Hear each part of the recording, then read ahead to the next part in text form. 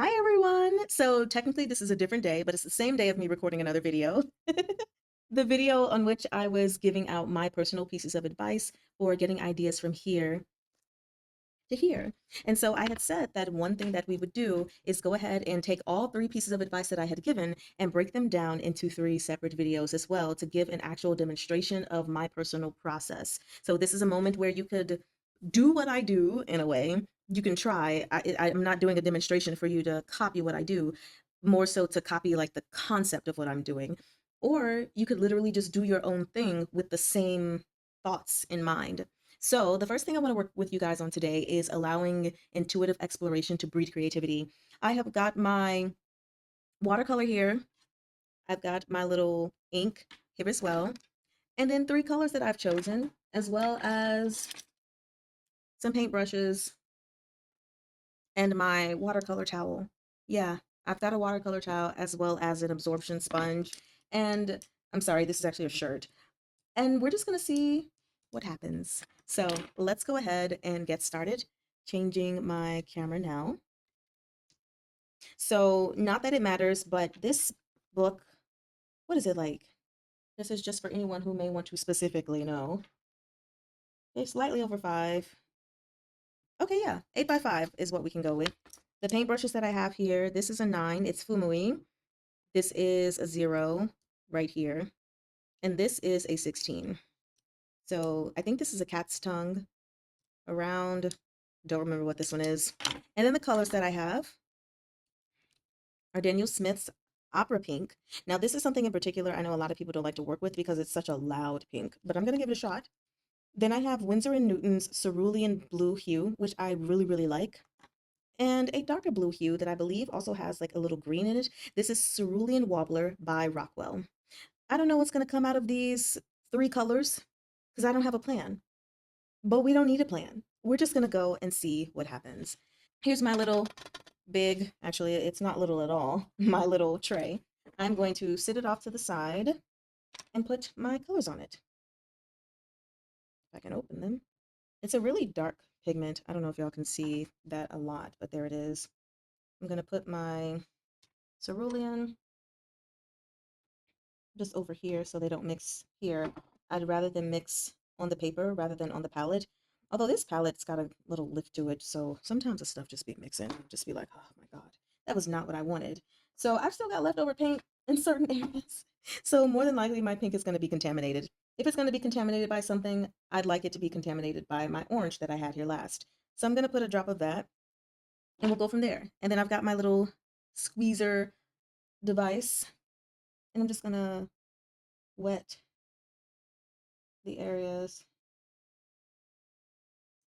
Now, I'm going to decide whether or not I want to wet any part of the paper or if I want the paper to be dry and then go from there.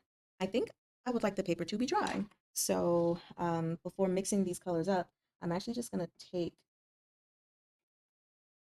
my brush and dab it on here. And we're just going to draw a line. I'm going to let it dry brush out a little bit there as we can see. And I'll even let it dry brush there. Then I'll go ahead and dip it into my cerulean blue as well. And in certain areas, I don't know, I think I'll just like put some cerulean here, some cerulean here, a little bit there, maybe crossing over a bit. Yeah, okay.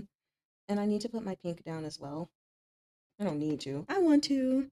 I'm just gonna put some here, put some there. Now, what I'm going to do is take my spray bottle and I'm just gonna spray my paper just a little bit, not a whole lot.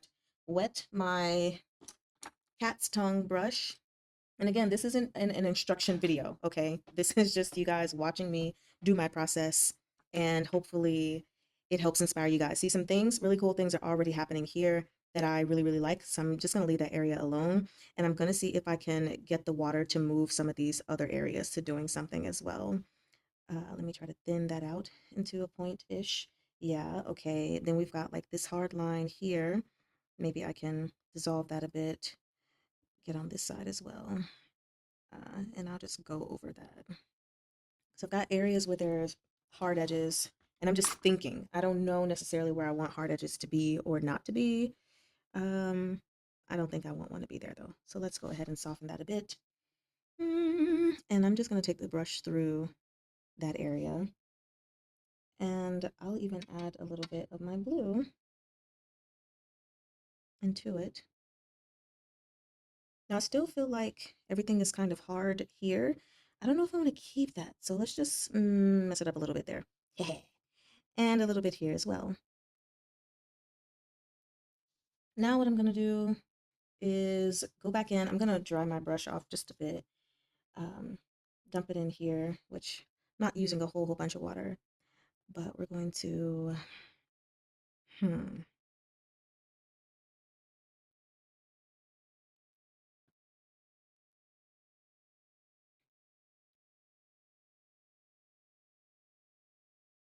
okay. Maybe I'll do some like, sometimes I'm dabbing on my shirt so you guys can't see that's what I'm doing. So I'll try to dab here so you can see. Um,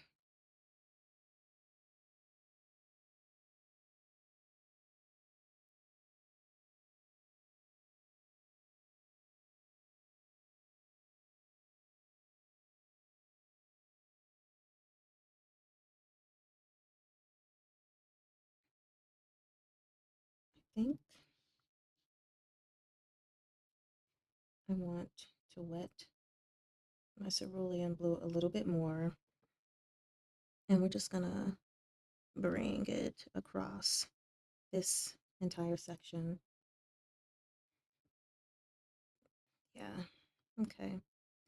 And now what I want to do is also take some of my cerulean warbler, but maybe a bit more wet, and see if I can like just dab traces of it down here.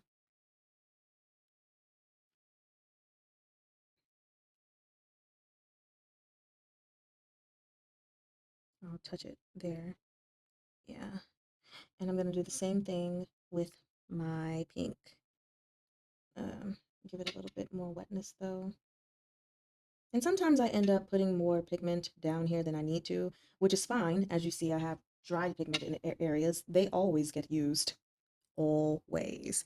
I'm going to dab some pink here. Whoa, that was a big glob. Dab some pink there and even there. So now I think I'm done with my cat's tongue. And yeah, with the paper I have, sometimes stuff spills into like another thing. I'm just gonna wipe it off that page. Whoop, and it's basically gone. So now I'm gonna pick up just a little bit of the paint down here. Okay. And what I'm gonna do is now take my smaller brush, more of my cerulean warbler, less water, more pigment, because what I was trying to get down here, I didn't necessarily get that effect. So I'm gonna, like, I want it to be darker.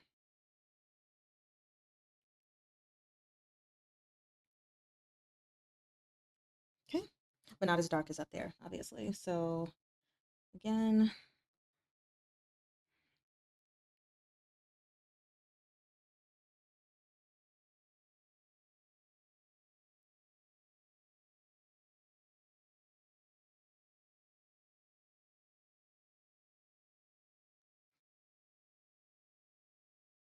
now let's just go ahead and, I think I'm gonna drop water into like some of these birds. Okay. Maybe even kind of blur them out a bit. I just called these birds. I don't even know if that's, oopsie, what they actually are. But I guess that's what they are today. Birds. Some weird looking birds, but you know, that's all right. Oops. Okay. So now would be the point where it would be a good time to actually let this dry. let this dry because what else can we do, right? Everything is pretty wet. If I add anything else in, it would just get like more muddied, which is okay, I suppose, but I feel like this is a great stopping point. I say, as I dip my brush into my opera pink. I'm just making sure. Yes, I think I want to stop, but I will dab a little pink there.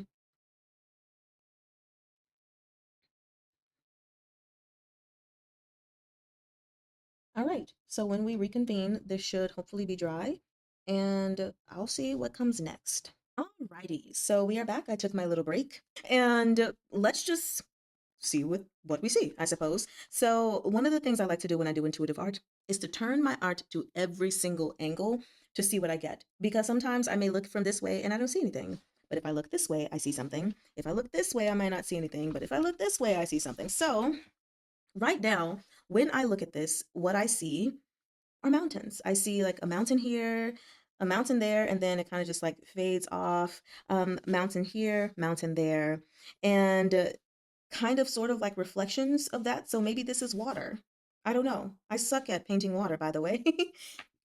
And then up here, obviously, we have birds, a flock of them.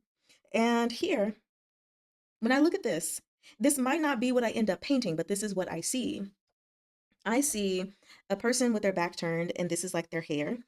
You know, we have these, let me see if I can get even closer. We have these rough edges of their hair to show where their hair stops. And this is like their arms are spreading out. That might not be what I actually paint, but that's what I see. So now I'm going to pull this up a little bit, flip it this way, and see if maybe I see something different when I look from this angle. Mm, I don't think so. So I'm going to go ahead and flip it to the other way, which is upside down. Again, I still see mountains, but a weirdly shaped one, with maybe then a stormy sky. Um, I don't know what any of this would be down here though.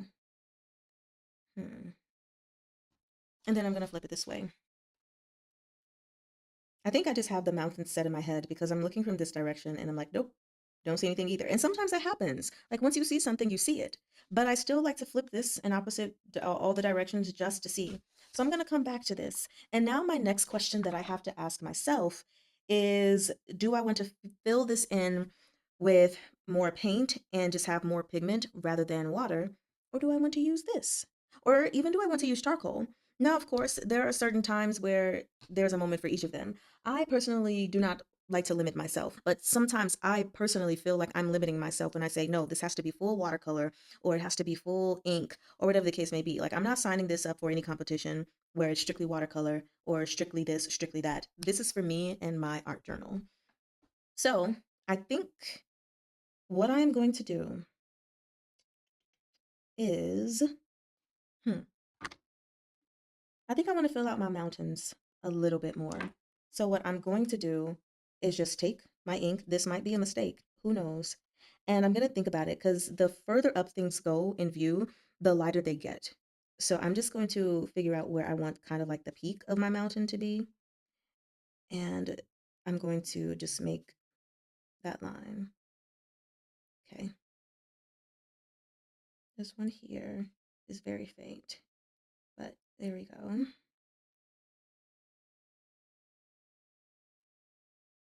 This one kind of fades out into oblivion, so I'm not really going to do too much there. Um, and then here we have our precious water. So I'm wondering if I want to like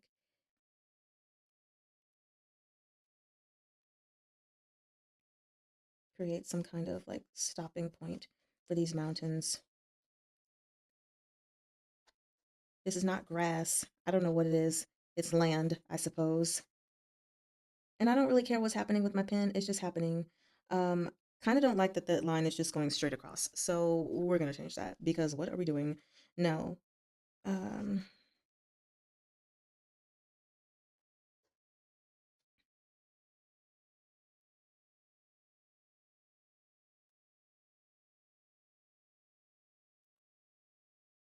okay. So then here, when we look up in this area, hmm, do I want to do anything with these birds or leave them as is?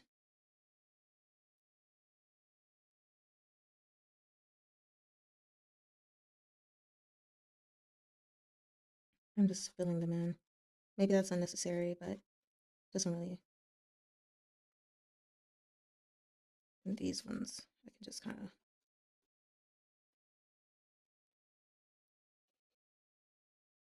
Hmm. Okay. Hmm. It's this area right here that I'm just thinking hard on. And even this big blob, I don't know what's happening there. I know that this is a mountain as well. I think I might want to dry brush a couple more mountains. Like all of this feels like mountains back here.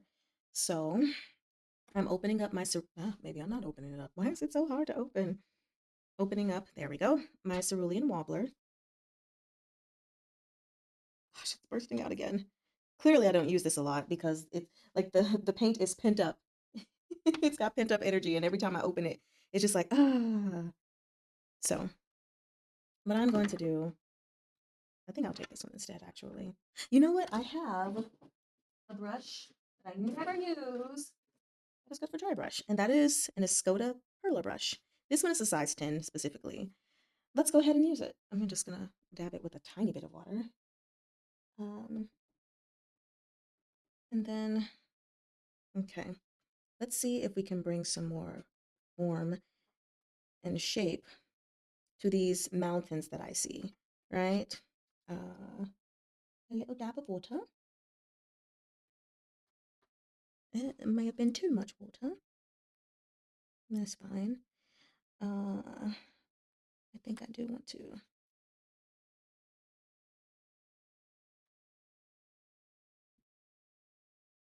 Mm-hmm. Yeah. And maybe even if I just, it'll make dealing with this blob of stuff a little easier to deal with. Okay. So the further back we go, the less we're able to truly like see the forms. But with these dabs, oops, with these dabs, maybe it'll make more sense. Hmm. Maybe one more here. I really need to get rid of the water that's in that. Okay. Let's try again. Okay, I can't.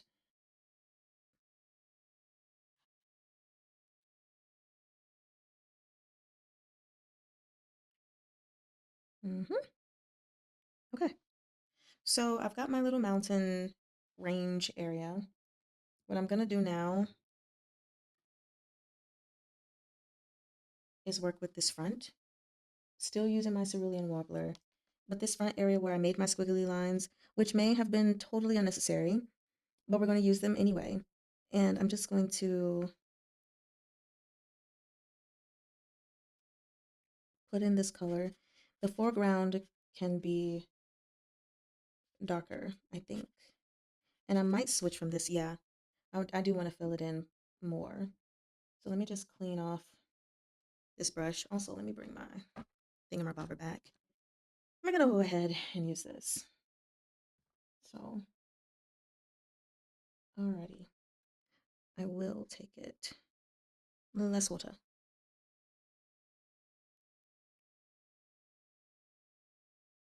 Yeah, maybe this doesn't have to be water. It can still be land, but I think if I make it darker, then it kind of reminds me more of like a barren land. I don't know. So that's just what I'm gonna do. Okay, let me try to get more pigment, less water. Don't know why I keep changing my accent, but it is what it is.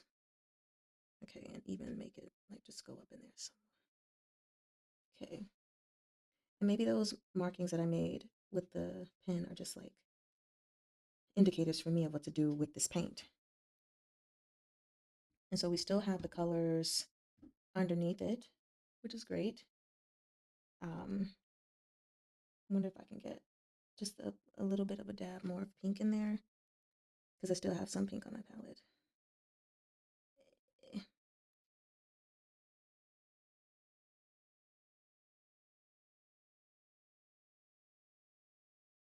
So it's not necessarily doing the whole reflection thing anymore, but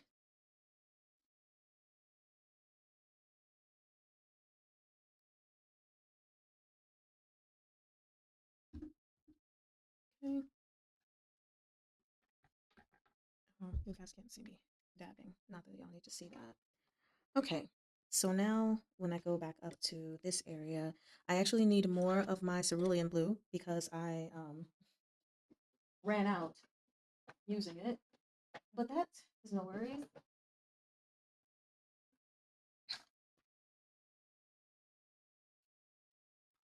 So I've got my Winsor & Newton thingy here where I have cerulean blue, and I think I do want to just like put some in this palette, period. Okay. Anyway, let's go ahead and move forward. So I think I just want to use more pigment at this point, less water. So we have, yeah, filling in some areas just a little bit more.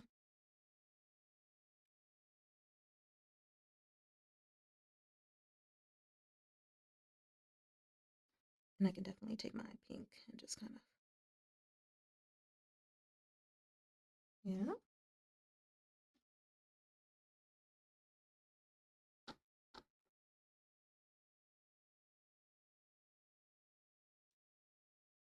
My cerulean has a bit more water on it for this area. Okay.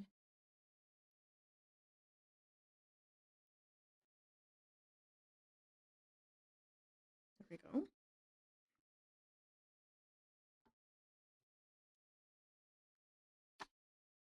Sorry.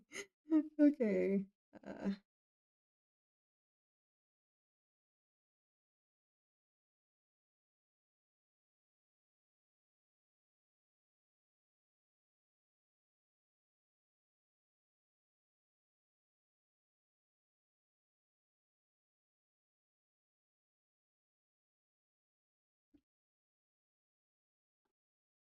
okay. Yeah, I think I'm good on that front. And that cerulean can sit in there. So what I want to do, there's still something missing down here, I feel. And I don't know if it's the paint or this that needs to be added. I also know that I want to grab my white gouache because I think there are areas in which I might want to bring that white back actually. Nevertheless, let me figure out. Actually, no. Let me go ahead and use the white gouache now. So again, this is a moment in which I am uncertain, but I don't mind moving in uncertainty. So I'm just not even gonna, I'm just gonna dab it in here. I'm not gonna pour out some gouache for real. Okay. Areas that I feel like might benefit from some light. Maybe just like a little bit here. Ooh, husband's back home. Maybe in there. I wonder if I can kind of get it like a dry brush effect without having to. Okay. Well, there's a little dry brush effect that I was going for. Okay. Let me see if I can just like.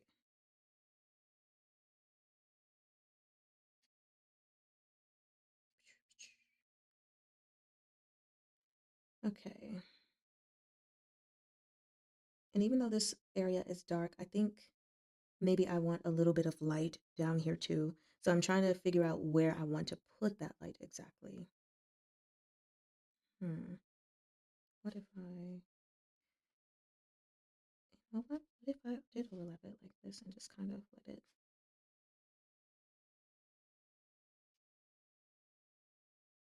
Okay, let me clean that off since I know I got the other pigment on it. And try this as much as I can.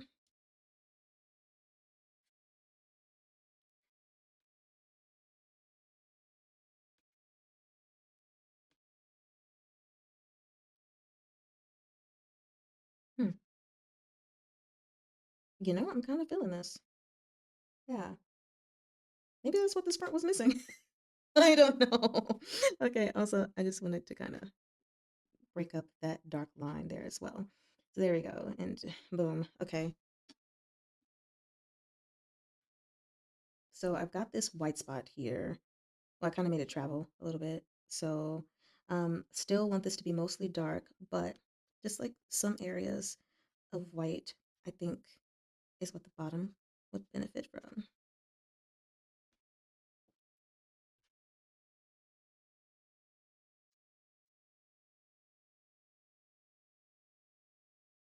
It doesn't have to go all the way to the opposite end. So now that I have added that in there, I wonder if I can, whoops, don't think I meant to do that. So I'm just gonna play it off.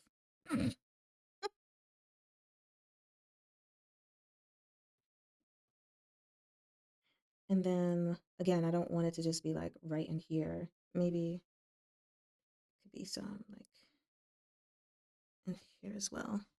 Let me get my perla to get some of that. Okay.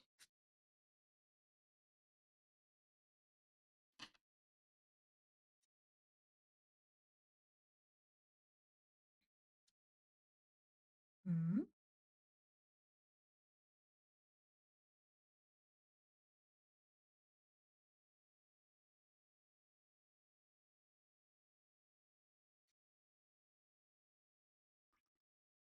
Okay.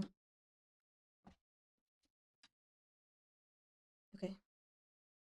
Now let me close my gouache. Also need to rinse off my perla since I used it again just a little bit. All right. Now when it comes to the things down here, I feel like it's okay. So I have these squiggly lines still to represent some kind of movement happening. It could be considered grass for all we know and all we care. And I think I just want to put more of it.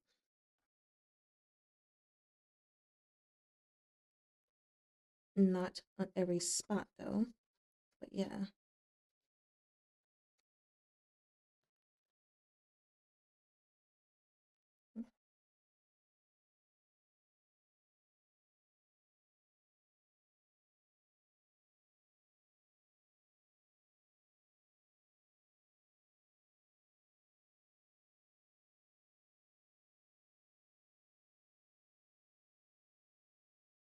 Yeah, I think that's enough there. That's fine.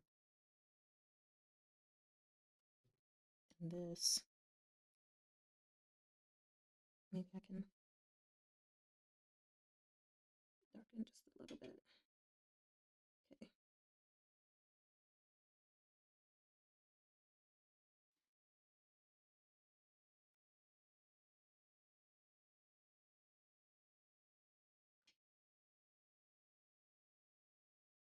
Just covering up the pen with marker. I feel like it just looks better that way rather than as a thin line.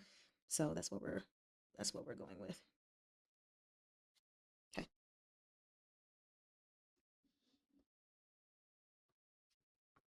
Alrighty. I think anything else I do would be overkill. Maybe I've already overkilled it. Not sure, but I'm okay with what we've got. Still, this area is bothering me though. Just sometimes things just bother us, you know? Okay.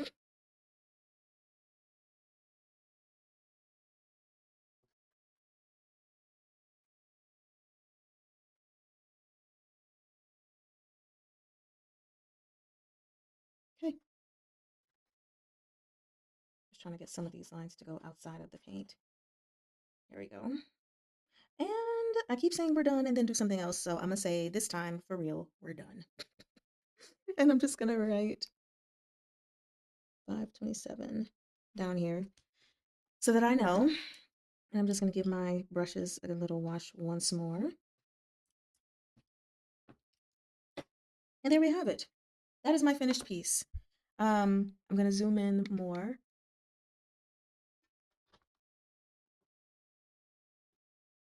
Here we have, I don't know, mountains, land, further back mountains, sky with the birds.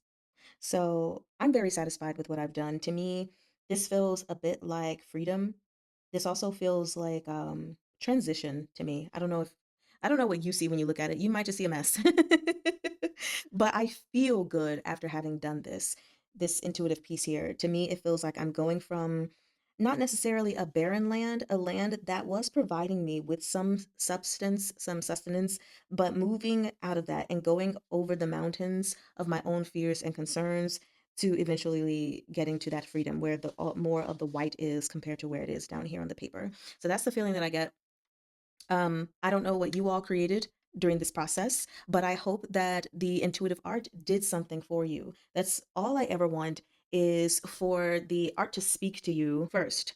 Again, because a lot of times we focus so much on making something good, but what we want to do is make something from the heart. Because beauty is in honesty in art. That is personally how I feel, regardless of if you are a beginner or you have been doing this for a couple of years or several decades. What's the most important thing in art is the feeling. And this is my personal journal. So whatever. So again, I hope you all enjoyed. Blah, blah, blah, blah, blah, blah. I hope you all enjoyed today's session and that it was fruitful for you. I cannot wait to come back again with you guys, in which we will go from point one to point two. So again, point one was allowing intuitive exploration to breed creativity, and point two next time will be starting before you're ready, because the paper is not sacred. So that means I'm going to come with an idea that I have, and it's not going to be complete, but we're going to start it anyway. So I have no idea what that idea is going to be because I don't have it yet. But yeah, I hope you guys have a beautiful day and or night. And as always, 我爱你们.